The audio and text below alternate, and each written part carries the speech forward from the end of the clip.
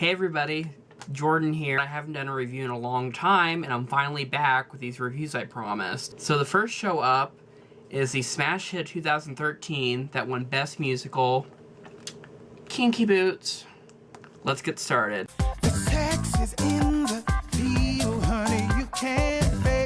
So for those of you who have been in the dark recently and you've not heard about Kinky Boots, I'm going to tell you about it because you need to go see this show. This is a show I actually saw on my birthday. I had front row seats, literally one of the best nights of my life. Kinky Boots is a show. It's about this boy named Charlie, and his father runs a shoe factory in England, very small town.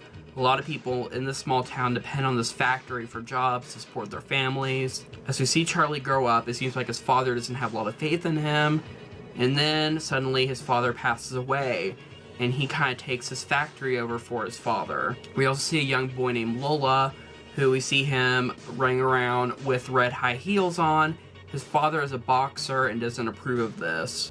And we later see Lola grow up in London working at a drag club as a drag performer.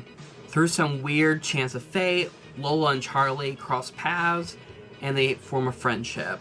When the factory is failing, Charlie decides instead of making the old men's dress shoes, they will stand out and make kinky boots, which are basically these long leather boots for drag queens, men who dress as women. Now, if a lot of you don't know, Kinky Boots is based off an old British movie that was based in the 80s, and that's how they took this movie and made it into a stage show. But for the stage version of Kinky Boots, Harvey Fierstein wrote the book for this show. He wrote the book for Newsies, Casa Valentina, which is just on Broadway, and he's known for the Torch Song trilogy. But what Harvey did with this is he took the movie, he rewrote the book a little bit, and focused more on the childhood stories of Lola and Charlie and how they grew up. And basically showed that this Charlie, this straight boy, takes over this factory, and Lola, as this young boy, has a fascination with clothes and fashion and being a drag performer, becomes a drag queen. How they both have the same family issues, and they both kind of come from the same world. I think it's interesting because they show Charlie the straight character and Lola this gay character, and show that they could both come from the same world and both have similarities and find likeness in each other. And I think that speaks a lot to the message of equality, definitely right now, 2013-14, during this time where we need more equality in our world. It was kind of a way where they were pushing equality in the show, but it wasn't straight in the audience's face. It was making you relate to the characters and fall in love with the characters, and that message of equality was kind of pushed underneath it. And I think it was a really great way to get the message across without being too blunt with it. And I think Harvey did an amazing job on the book. I fell in love with the story. I had really high expectations for the show, and this show just blew them out the roof. See, when you see Kinky Boots, you see the red heel, and you hear all the songs that Cyndi Lauper wrote, and you hear this pop score, and you think, oh, it's gonna be a Hairspray, it's gonna be a very poppy show, Mamma Mia, a dance show, it's gonna be very fun and entertaining.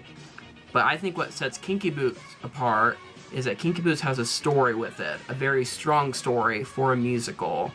And not a lot of musicals these days have a strong story to back up the score. And by the way, let's talk about the score. Cyndi Lauper won the Tony for Best Score.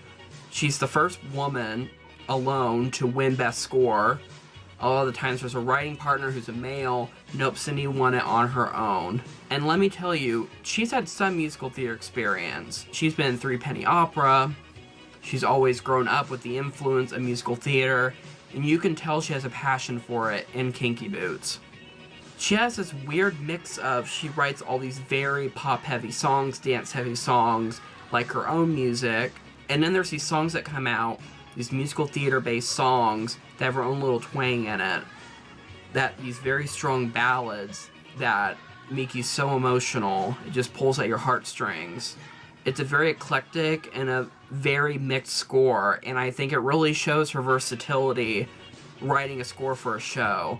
I really hope Cyndi Lauper writes another score and does another musical, because I think she has a knack for it, and I think she's kind of found her gift in the musical theater world. Let's talk about the actors. I saw on the night Billy Porter wasn't there. I will admit, I was really excited. I wanted to see Billy Porter. A little disappointed to find out he wasn't there. The guy that took over was an actor named Timothy Ware, and he was so amazing in the role of Lola. I was not disappointed after seeing him. I think Timothy brought a lot of heart to the role, and still brought that charismatic, that funniness with the role of Lola, that kind of sexiness, that sex drive that Lola brings in her drag persona. And then there's a little out of drag who's very vulnerable, very insecure, and you really feel bad for Lola, and you feel for her. I think Timothy Ware brought all that characteristics of the character of Lola and made it his own, and I think it was a really strong performance. There's Andy Kelso, who played Charlie. I thought he did a really great job. I think Charlie's kind of a hard role because he's on edge all the time, and when you're up against somebody, a character like Lola, you really have to shine. I think he did. He had a really great voice, and he stepped into this role after Stark Sands, and I just think he did an amazing job. I think Andy Kelso has a great voice. He does have good comedic timing, and I think he was really good at carrying the show along with Timothy Ware. They were a really good balance for each other, because I think that Andy Kelso was a little more quirky, and then Timothy Ware kind of had the emotional side and the charismatic side, and I think they both meshed really well. And last but not least, we had Haven Burton, who played Lauren, and of course Annalee Ashford made this role hilarious, and Haven Burton easily brought the comedy to this role.